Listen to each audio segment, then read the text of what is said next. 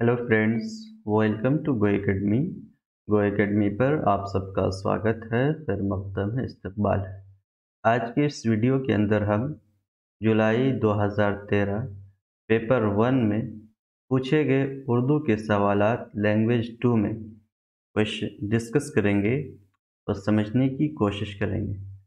Video start करने से पहले आपसे एक हम्बली रिक्वेस्ट है कि प्लीज़ अगर आपने अभी तक इस चैनल को सब्सक्राइब नहीं किया है तो सब्सक्राइब कर लीजिए, बेल आइकन को ज़रूर प्रेस कीजिए ताकि हर वीडियो का इन्फॉर्मेशन सबसे पहले आप तक पहुंचे। चलिए क्लास स्टार्ट करते हैं। क्वेश्चन है, हर सेशन के आखिर में टीचर सुनने की समझ, फहम की जांच यानी अंडरस्टैंडिंग एवेल्यूशन करना चाहता है, लिखने, बोलने, पढ़ने का टेस्ट लेता है। इस अंदाज़े क़द्र, इस आकलन का मकसद क्या होगा, उद्देश्य क्या होगा? ज़बान सीखने की सलाहियत पर तलबा की जांच, यानी कि बच्चा जो भाषा सीख रहा है उसकी जांच, या फिर निसाब मकासद करिकुलम पाठ्यचर्या का जो उद्देश्य है उसको समझाने में टीचर की मदद करता है। इस तरह का आकलन करना, या फिर तलबा की तमाम सलाहियतों की जांच करना, या फिर ज़बान की क्लास के बारे में तलबा का तर्ज़ अमल मुतय्यन करता है। तलबा का बिहेवियर, तलबा की एक्टिविटी फिक्स करेगा, निर्धारित करेगा। देखिए, जब हम इस तरह का टेस्ट लेते हैं बच्चे की लिखने, बोलने, सुनने, इस तरह का जब हम बच्चे का टेस्ट लेते हैं तो इस तरह का आकलन का मकसद होता है स्टूडेंट का, तलबा का ऑल राउंड डेवलपमेंट का जांच करना, तमाम सलाहियतों का आकलन करना। ठीक है, ऑप्शन नंबर 3 इसका सही आंसर हो जाएगा। नेक्स्ट क्वेश्चन है, ई लर्निंग क्या होता है? फासलाती तालीम यानी डिस्टेंस एजुकेशन, कॉरेस्पॉन्डेंस एजुकेशन, दूरस्थ शिक्षा, या फिर हार्डवेयर से जुड़ी हुई है, या फिर ब्लेंडेड लर्निंग टेक्नोलॉजी के इस्तेमाल, या फिर फिल्म डॉक्यूमेंट्रीज। देखिए, ई लर्निंग क्या है? जब आप अगर आपने पढ़ा होगा तो याद होगा कि एक ब्लेंडेड लर्निंग जिसमें हम टेक्नोलॉजी का यूज़ करते हैं, है ना, जिसमें बच्चे को हम ऑनलाइन टीचिंग करते हैं। तो ई लर्निंग क्या है? ऑनलाइन टीचिंग है जिसमें हम टेक्नोलॉजीज़ का, सॉफ्टवेयर्स का इस्तेमाल करते हैं। तो ऑप्शन नंबर 3 इसका सही आंसर हो जाएगा। अगला सवाल है, एक टीचर तमिल ज़बान में सबक पढ़ाने के लिए मुस्तनद मवाद चाहता है, कोई ऑथेंटिक कंटेंट चाह रहा है, तो उसे दर्ज झेल का इस्तेमाल करना मुनासिब होगा। यानी कि अगर वो कोई ऑथेंटिक कंटेंट चाह रहा है तो उसके लिए कौन सा कंटेंट सही होगा? तमिल अखबार, तमिल न्यूज़पेपर, या फिर इंग्लिश ज़बान के अखबार के मज़मून का तमिल ज़बान में तर्जमा करके मुलाजमत की दरख्वास्त का फॉर्म तमिलनाडु की कंपनी में इस्तेमाल किया गया, या फिर कोयम्बटूर में स्ट्रीट साइन की तस्वीर।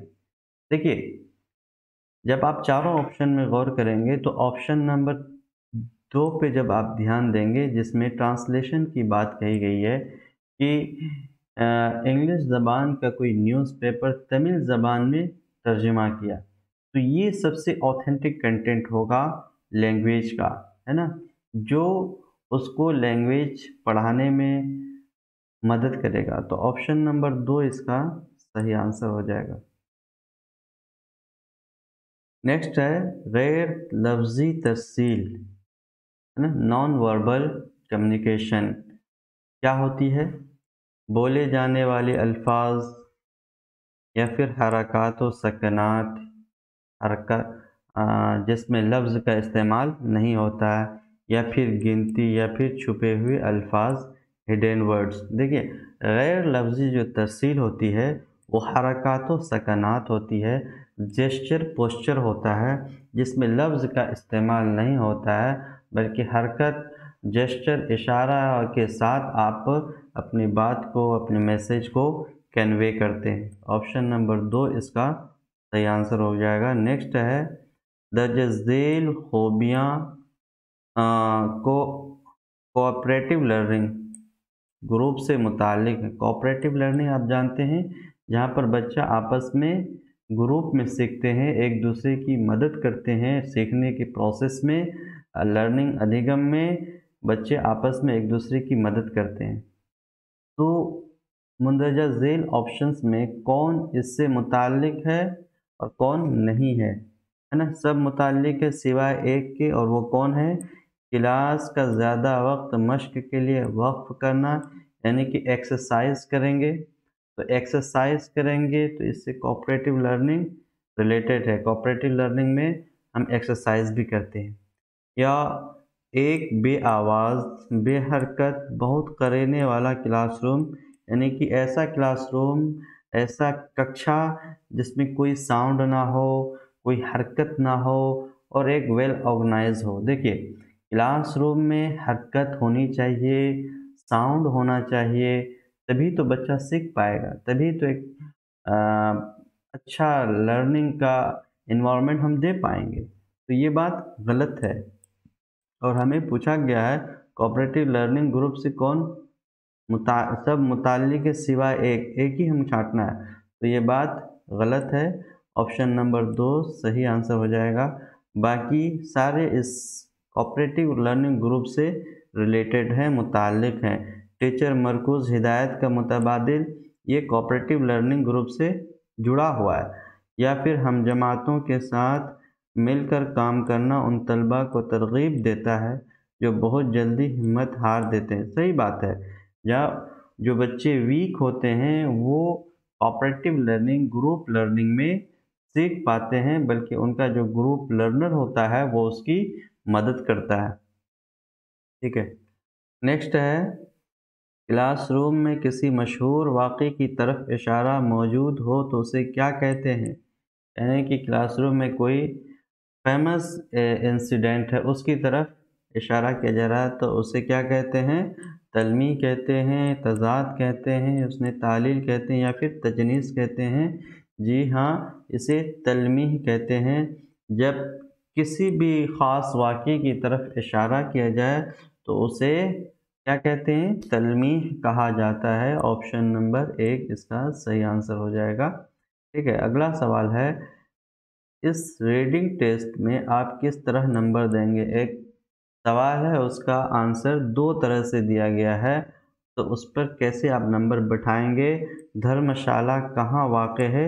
एक सवाल कर लिया गया है। जवाब दो तरह से दिया गया, हिमाचल प्रदेश में। दूसरा जवाब देने का तरीका, धर्मशाला हिमाचल प्रदेश में वाक़ है। दोनों जवाब दुरुस्त हैं, और लेकिन देने का जो तरीक़ा है वो अलग है। तो आप एज ए टीचर दोनों में किस तरह का मार्किंग करेंगे?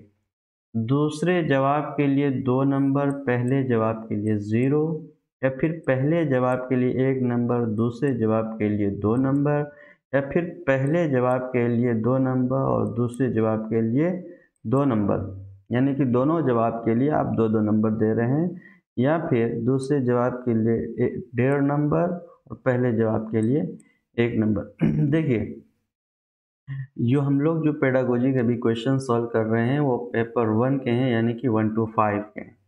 तो हमारे जहन में 1 to 5 लेवल के बच्चे का कॉग्निटिव डेवलपमेंट भी होना चाहिए। देखिए, जब हम बच्चों को मुख्तसर सवाल के जवाब लिखने देते हैं, मुख्तसर जवाब वाले कहते हैं, तो उसका मुख्तसर आंसर होता है।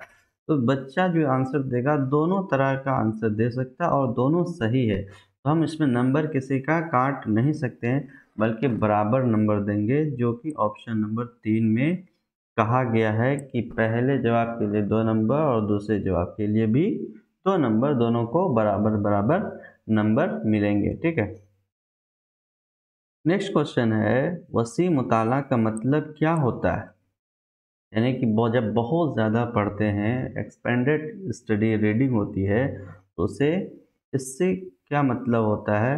गैर मारूफ लफ्ज़ों, यानी कि जो लफ्ज़ बहुत ज़्यादा इस्तेमाल में नहीं है, उनके मानों का अंदाज़ा करना, आकलन करना, या फिर मौजू को समझने और लुत्फ़ अंदोज़ होने के लिए पढ़ना, या फिर मरकज़ी ख़याल सेंट्रल आइडिया को समझना, यानी कि किसी भी मज़मून का या फिर नावल अफ़साने का मरकज़ी ख़याल क्या है, केंद्र बिंदु क्या है, उसका सेंट्रल आइडिया क्या है, इस चीज़ को समझना, या फिर मतन के मवाद के बारे में पेशन गोई करना, प्रिडिक्शन करना।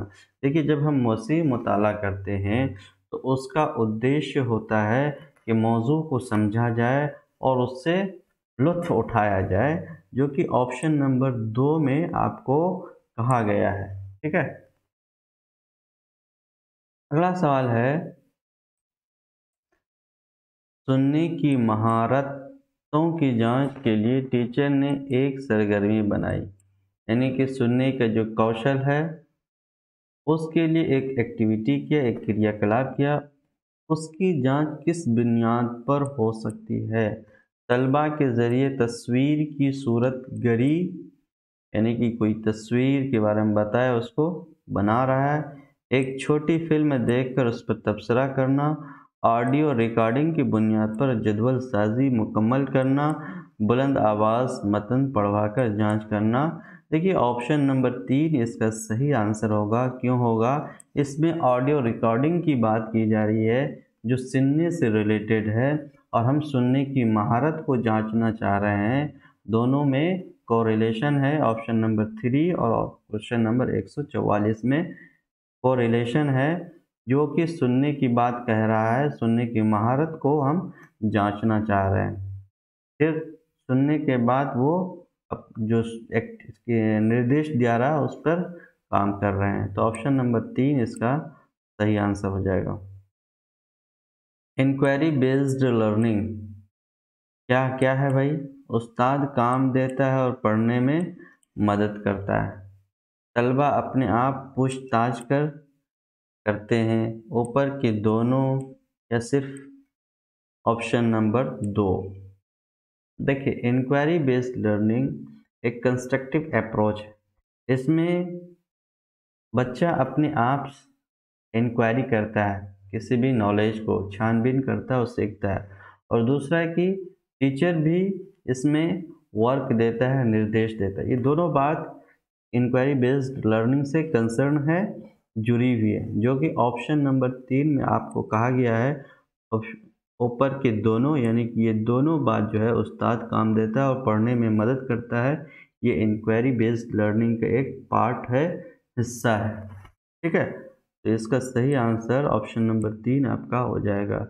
नेक्स्ट क्वेश्चन है, अपने मुंह मियाँ मिट्ठू बनना। ये बहुत ही मशहूर मुहावरा है कि जिसका मतलब होता है अपनी तारीफ खुद करना, अपने आप करना। ऑप्शन नंबर 1 आपका सही आंसर हो जाएगा। इसमें कुछ रखा हुआ नहीं है, बहुत ही आसान है। पत्ता पत्ता बूटा बूटा हाल हमारा जाने है, जाने न जाने गुल ही न जाने बाग तो सारा जाने है। ये शेर किसका है? बहुत ही मशहूर शेर है, जो कि मीर तकी मीर का है। ऑप्शन नंबर 3 आपका सही आंसर हो जाएगा।